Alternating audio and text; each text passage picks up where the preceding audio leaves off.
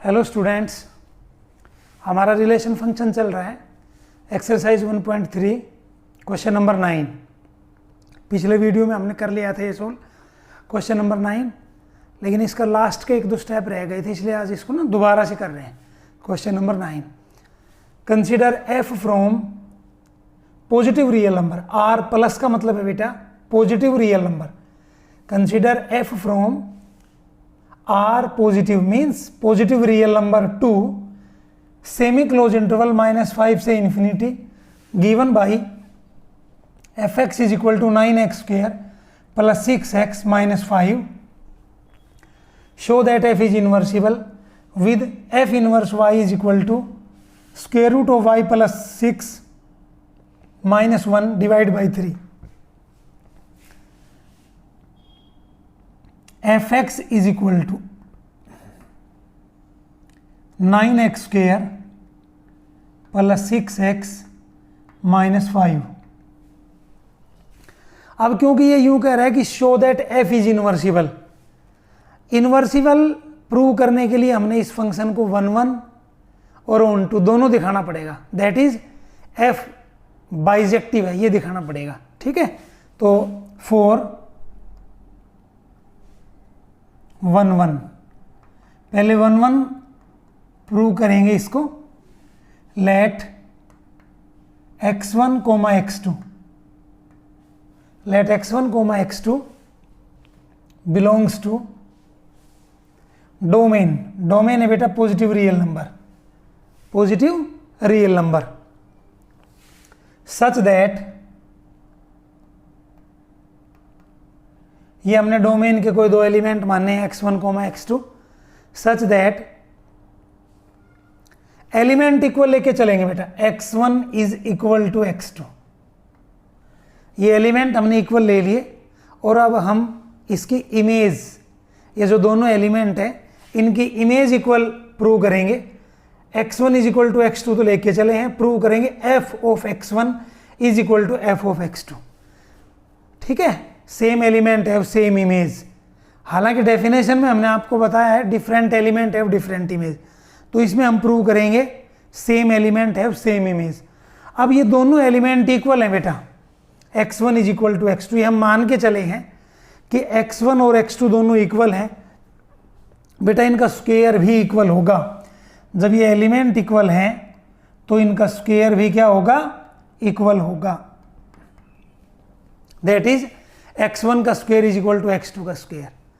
अब मैथमेटिक्स में कोई इक्वेशन है, आप उस इक्वेशन की दोनों साइड्स, लेफ्ट हैंड साइड और राइट हैंड साइड को सेम नंबर से मल्टीप्लाई, डिवाइड, ऐड या सब्ट्रैक्ट कर सकते हो। तो x1 का square is equal to x2 का स्क्वायर को हम लिख सकते हैं बेटा 9x1 का square is equal to 9x2 का स्क्वायर। क्वेश्चन ये आता है कि जी आप 9 से मल्टीप्लाई क्यों कर रहे हो, 5 से कर लो, 4 से करो, 6 से करो।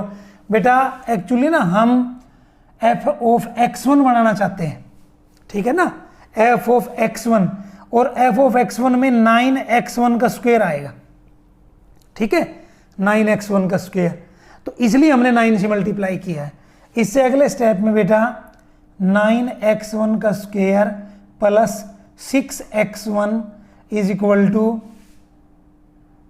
9x2 का स्क्वायर प्लस 6x2। अब यहां तक तो ठीक था कि 9x1 का square is equal to 9x2 का स्क्वायर। अब हमने दोनों साइड में, लेफ्ट साइड में तो 6x1 ऐड किया और राइट हैंड साइड में 6x2 ऐड किया। अब 6 तक भी बात सही है, यहाँ भी 6, यहाँ भी 6। अब ये x1 ये x2, ध्यान करें बेटा x1 और x2 दोनों इक्वल नंबर है, x1 और x2 इक्वल है, तो फिर 6x1 और 6x2 भी इक्वल होंगे और इक्वल नंबर हमने ऐड कर दिए दोनों साइड। ठीक है, तो हमारी इक्वेशन अनचेंज रहेगी। नेक्स्ट स्टेप में बेटा 9x1 का स्क्वायर प्लस 6x1 माइनस 5, यानी हमने लेफ्ट हैंड साइड में -5 किया है या 5 को सब्ट्रैक्ट किया है। राइट हैंड साइड बेटा 9x2 का स्क्वायर प्लस 6x2 -5, यानी हमने राइट हैंड साइड में भी -5 किया या 5 सब्ट्रैक्ट किया है। अब लेफ्ट हैंड साइड आपकी आ गई f ऑफ x1, क्योंकि f ऑफ x1 का मीनिंग है फंक्शन में जहां जहां x आया है वहां पे x1 पुट करना, अर्थात f of x1 is equal to 9x1 का स्क्वायर प्लस 6x1 माइनस 5, और ये हमारा f ऑफ x1 बन गया बेटा। ठीक है, इसी प्रकार जब आप f ऑफ x2 निकालेंगे तो फंक्शन में x की जगह x2 लिखना, तो 9x2 का स्क्वायर, ये रहा हमारा 9x2 का स्क्वायर प्लस 6x2, ये रहा 6x2 माइनस 5, दैट इज हमारे पास आ गया f of x1 is equal to f of x2।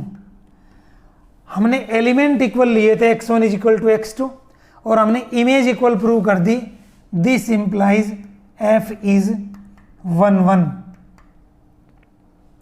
हमारा बेटा f11 हो गया। ठीक है, अब हम f को ऑन टू प्रूव करेंगे। f को क्या प्रूव करेंगे? अब onto, for on to.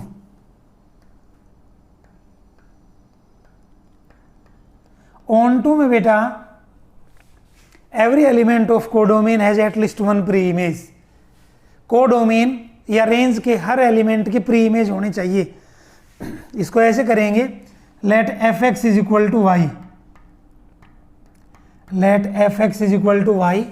F X की वैल्यू पुट करें बेटा, जो एफ एक्स की वैल्यू है 9x square plus 6x minus 5 is equal to Y.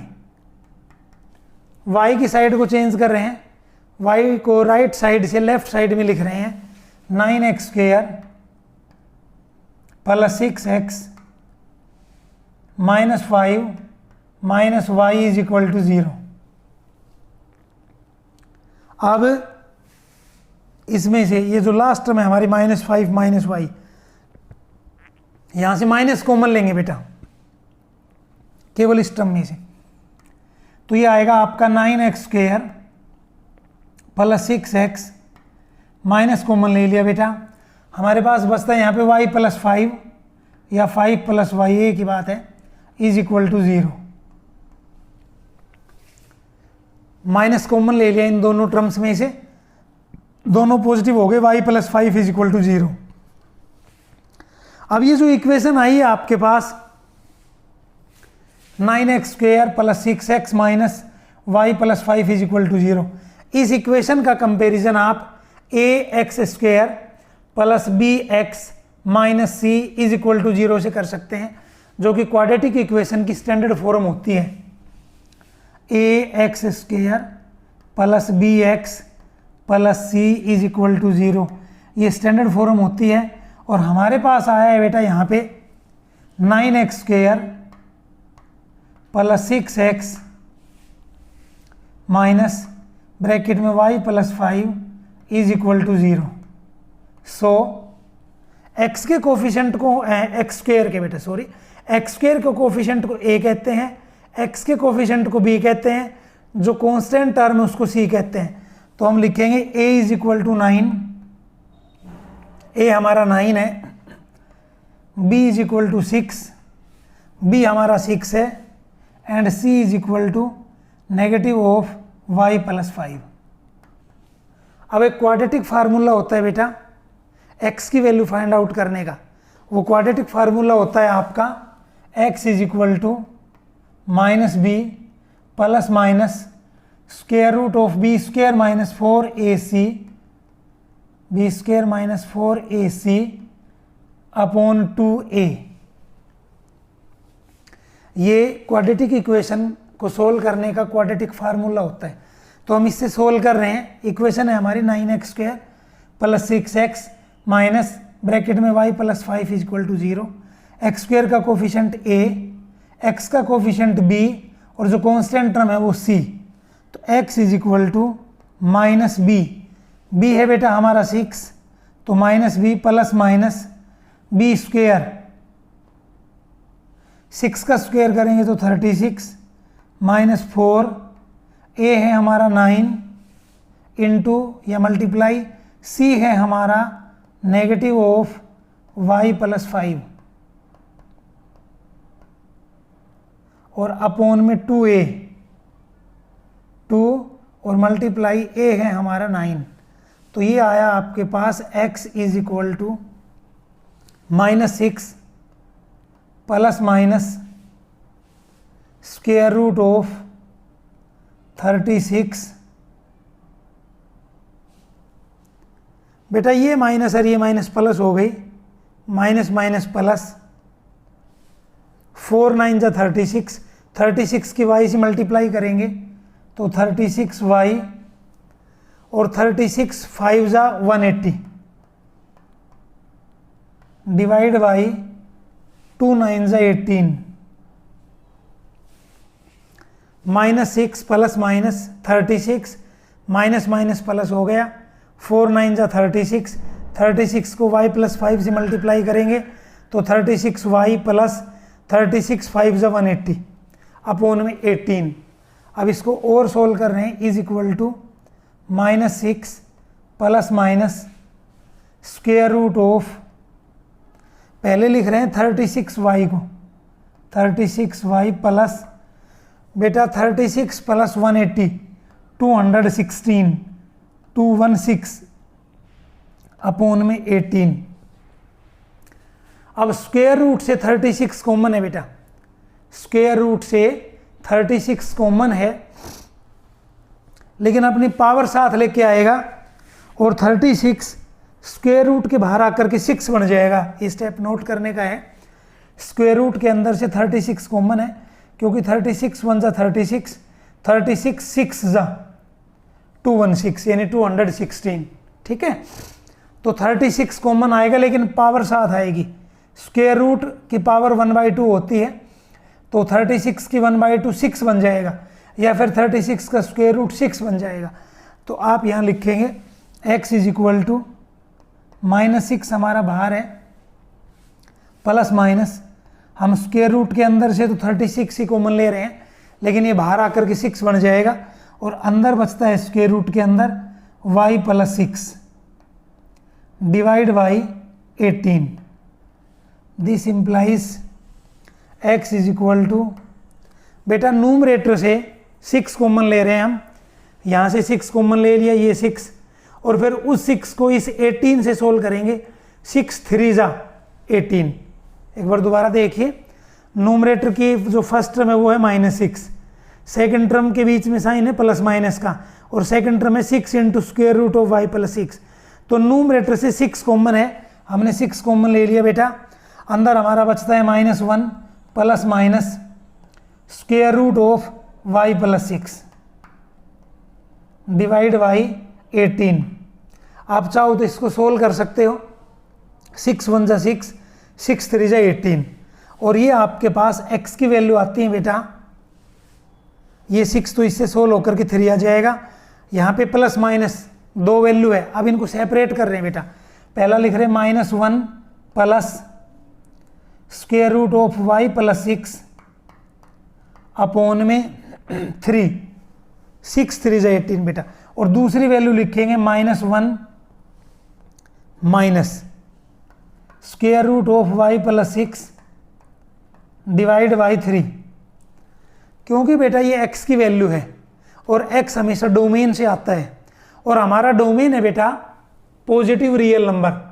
तो ये जो दूसरी वैल्यू आई है -1 minus square root of y plus 6 upon 3, ये नेगेटिव है बेटा, हम इसको नेगलेक्ट कर देंगे, और हमारे पास x की वैल्यू आती है,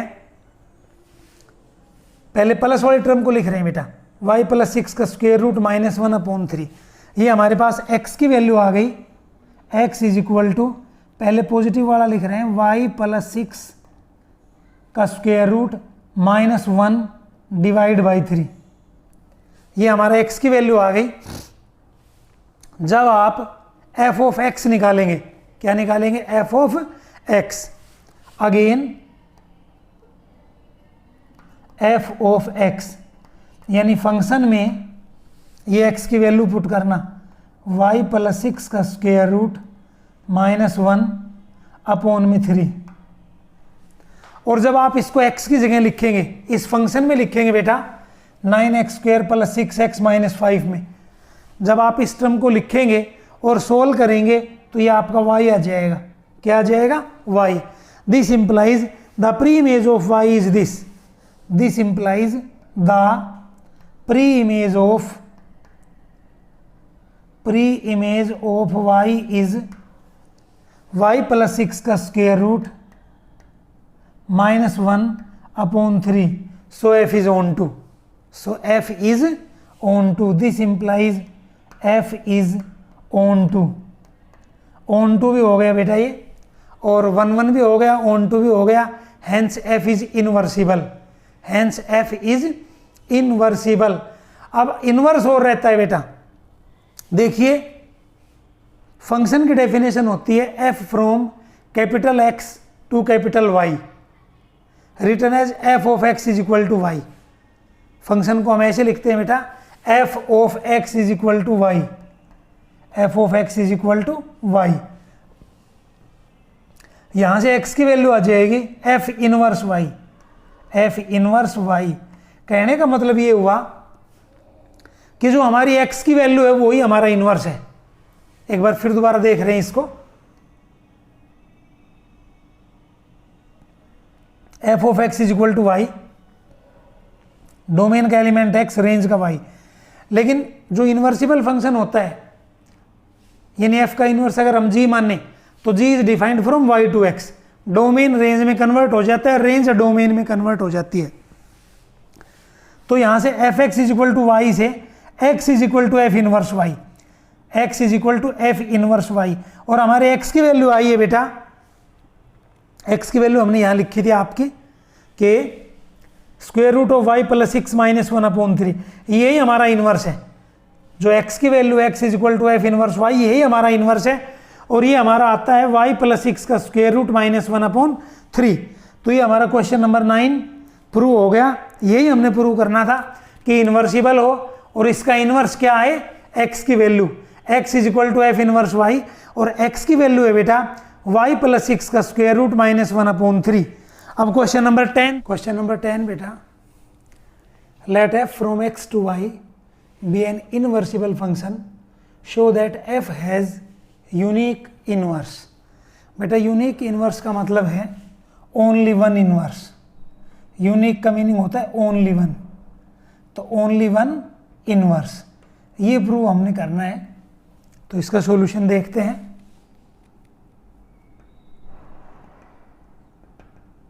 given f is inversible, f is inversible, so f is 1 1 and f is onto. A function is said to be inversible if it is 1 1 and onto. मान लीजिए बेटा ये हमारी स्टेटमेंट नंबर 1 है। यदि कोई फंक्शन इन्वर्सिबल है तो वो 1 1 भी होगा और वो onto भी होगा। स्टेटमेंट नंबर 1, कथन नंबर 1 है। अब हमने प्रूव तो ये करना है कि f has only one inverse. यहाँ आप लिखो लेट इफ पॉसिबल, यदि संभव है, that f has two inverse से G1 एंड G2। मान लीजिए f has two inverse, f के 2 इनवर्स है। हालांकि हमने प्रूव करना है यूनिक इनवर्स, यूनिक माने ओनली वन, लेकिन लेट इफ पॉसिबल, यदि संभव है तो माना f के 2 इनवर्स है G1 और G2। Then by definition of inverse. बेटा हमने आपको इनवर्स की डेफिनेशन बताई थी। Let f from capital X to capital Y be a function, then f is defined to be inversible if there exist a function g from y to x। f तो था x to y, g y to x। Such that f composition g is equal to identity function और g composition f is equal to identity function. तो अब क्योंकि आप जीवन को inverse कह रहे हो तो डेफिनेशन क्या कहेगी, f composition g one, f composition g one, और बेटा ये इनका डोमेन हो गया x is equal to identity function I on x, equation number 1। And बेटा आप G2 को भी इसका इन्वर्स कह रहे हो तो एफ कंपोजिशन G2, ये एक्स डोमेन का एलिमेंट है बेटा, is an identity function, equation number 2। हमने G1 को और G2 को एफ का इन्वर्स मानना है बेटा, तो by definition of inverse f composition G1 x is equal to identity function on x.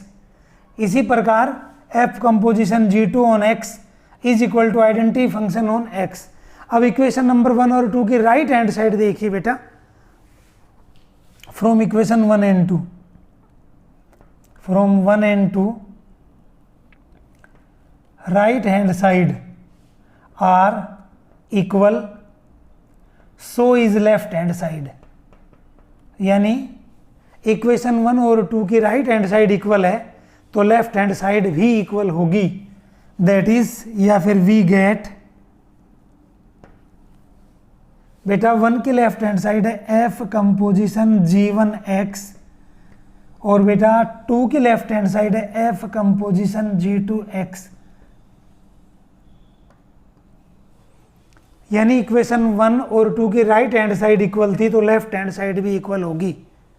अब बेटा एफ कंपोजिशन G1 एक्स का क्या मीनिंग है, f of G1 x, f of G1 x is equal to, ये हमने f of G1 x लिखा है, f composition G1 x का meaning, f composition G1 x का मतलब है एफ ऑफ G1 एक्स, ठीक है। इसी प्रकार एफ कंपोजिशन G2 एक्स का मीनिंग है f of G2 x, f of G2 x. अब स्टेटमेंट नंबर 1 में जाएं बेटा, स्टेटमेंट नंबर 1 देखो, ये तो इक्वेशन नंबर 1 है जिसमें इक्वल का साइन है, जिसमें इक्वल का साइन है वो तो इक्वेशन है। आप स्टेटमेंट नंबर 1 में जाएं। स्टेटमेंट नंबर 1 ये थी बेटा कि f is inversible, so f is 1 1। कहने का मतलब f 1 1 है, तो अगर इमेज सेम है तो एलिमेंट भी सेम होंगे, ये 1 1 की डेफिनेशन होती है बेटा। इमेज G1 एक्स की इमेज f, G2 एक्स की इमेज अंडर f, ये इक्वल है तो एलिमेंट भी इक्वल होंगे। आप लिखेंगे फ्रॉम, या यूं भी लिख सकते हैं कि एज f इज 1 1, सो बेटा एक बार फिर बता रहे हैं f of G1 x is equal to f of G2 x, but f is 1 1, f 1 1 है तो जिस एलिमेंट की इमेज इक्वल है वो एलिमेंट भी बराबर होंगे। G1 x is equal to G2 x, G1 x is equal to G2 x, that is G1 is equal to G2। बेटा हमने ये अलग अलग माने थे इनवर्स, G1 और G2 अलग अलग इनवर्स माने थे और ये इक्वल प्रूव कर दिए। सो f has unique inverse, so f has unique inverse, और यही हमने इसमें प्रूव करना था। हमारा क्वेश्चन नंबर 10 कंप्लीट हो गया बेटा। अभी क्वेश्चन नंबर 11 देख, consider f from set 1 to 3 to set A B C given by f of 1 is equal to A, f of 2 is equal to B and f of 3 is equal to C. Find f inverse and show that f inverse का inverse is equal to f. बेटा we are given that f of 1 is equal to A. हम इसको यूं भी लिख सकते हैं बेटा कि A coma f of 1 is equal to A, यानी A की प्री इमेज 1 है और 1 की इमेज A है तो 1 कोमा A लिखेंगे बेटा। क्या लिखेंगे? 1 coma A। f of 1 is equal to A को हम 1 कोमा A लिखेंगे। इसी प्रकार f of 2 is equal to B, इसको बेटा हम लिखेंगे 2, b, यानी 2 की इमेज b है।